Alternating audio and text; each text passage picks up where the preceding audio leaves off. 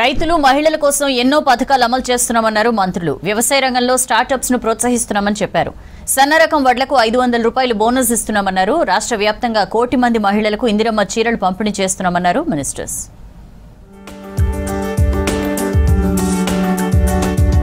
వ్యవసాయ రంగంలోనూ సరికొత్త టెక్నాలజీ వస్తుందన్నారు డిప్యూటీ సీఎం బట్టి విక్రమార్క. రైతులకు ఉచిత విద్యుత్ని అందించిన గొప్ప నాయకుడు వైఎస్ఆర్ అని గుర్తు చేశారు. ఇప్పుడు సీఎం రేవంత్ రెడ్డి కూడా సాగుకు ఎక్కువ ప్రియారిటీ ఇస్తున్నారని చెప్పారు. హైదరాబాద్ హెచ్ఏసీసీలో ఎర్త్ సమ్మిట్ ప్రారంభించారు బట్టి. తుమ్మల రైతు భరోసా పేరుతో ఎకరానికి 12,000 రూపాయలు అందిస్తున్నామన్నారు బట్టి. స్టార్టప్స్ ని ప్రోత్సహించడంలో రాష్ట్ర ప్రభుత్వం ముందు ఉందని, బ్యాంకులు కూడా చేయూత అందించాలన్నారు Tummala. Agriculture is not just an economic sector. It is the original soul of India. Technology is not a threat to this soul. It is all an ally. And institutions like NABARD are its protectors. Let us move forward together with compassion, with courage, and with the confidence that India's best days are not behind us, but ahead of us. Thank you very much. వ్యవసాయ పరంగా గౌరవ ముఖ్యమంత్రి రేవంత్ రెడ్డి గారి నాయకత్వంలో సమస్యలు ఉన్నప్పటికీ పెద్ద ఎత్తున సుమారు 1,00,000 కోట్లు పైబడి బట్టి గారి ఆధ్వర్యంలో ఈ 1 సంవత్సరన్నర కాలంలోనే రైతాంగాన్ని ఖర్చు పెట్టాం. ఆ ఖర్చు ఆ యొక్క రైతుల యొక్క జీవితాల్లో వెలుగులు నింపాలని, తద్వారా భారత ఆర్థిక వ్యవస్థలో భాగస్వామ్యమైనటువంటి వ్యవసాయాన్ని ముందుకు తీసుకెళ్లాలని, వ్యవసాయ రంగం లేకుండా భారత ఆర్థిక వ్యవస్థ స్థిరంగా నిలబడటానికి అవకాశం లేదు. తెలంగాణకు బాయిల్డ్ రైస్ లక్ష్యాన్ని పెంచాలని కేంద్ర మంత్రి ప్రహ్లాద్ జోషిని కోరారు మంత్రులు ఉత్తమ్ కుమార్ రెడ్డి, కోమటిరెడ్డి వెంకటరెడ్డి. 10 ఏళ్ల నుండి పెండింగ్లో ఉన్న 1,400 కోట్ల సీఎంఆర్ బకాయిలు వెంటనే రిలీజ్ చేయాలన్నారు. 2024-25 ఖరీఫ్ సీఎంఆర్ డెలివరీ కాల పరిమితిని 60 రోజులు పెంచాలన్నారు.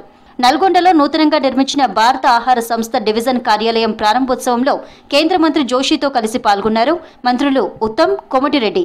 పీడీఎస్ సబ్సిడీ కింద 343 కోట్లు రిలీజ్ చేయాలన్నారు మంత్రి ఉత్తమ్. నల్గొండ జిల్లాకు 2,500 టన్నుల సామర్థ్యం కలిగిన బత్తాయి కోల్డ్ స్టోరేజీ కేంద్రం మంజూరు చేయాలన్నారు మంత్రి Komatireddy. Additional allocation of boiled rice target for KMS 24-25 Rabi crop. Honorable Minister Sir, we request that additional 10 lakh metric tons boiled rice target may be allocated under KMS 24-25 Rabi crop to facilitate timely completion of CMR deliveries. Valencia oranges seed growers use sustainable methods for quality fruit supported by local nurseries and a network of wholesale ensuring supply for both fresh and consumption, and industries like juice manufacturing, and thus fruit is widely appreciated for its distinct sweetness. Thin red, high juice content and favorable shelf life. The agro-climatic condition of Nalgonda gives the oranges a characteristic flavor profile that distinguishes them from the other orange growing regions of the country.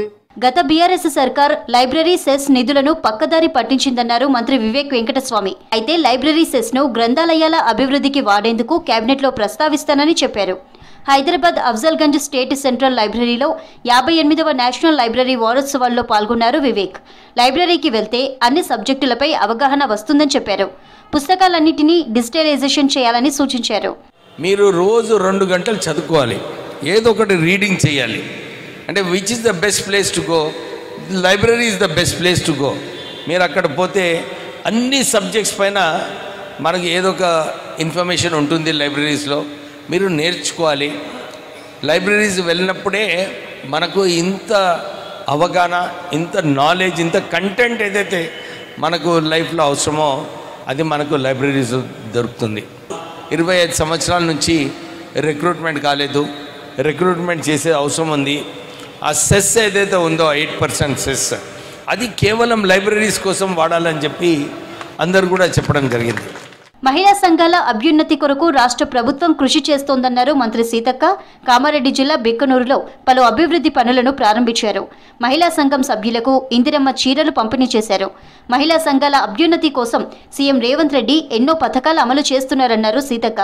మహిళలు అభివృద్ధి చెందినప్పుడే కుటుంబాల్లో సంతోషం ఉంటుందని చెప్పారు.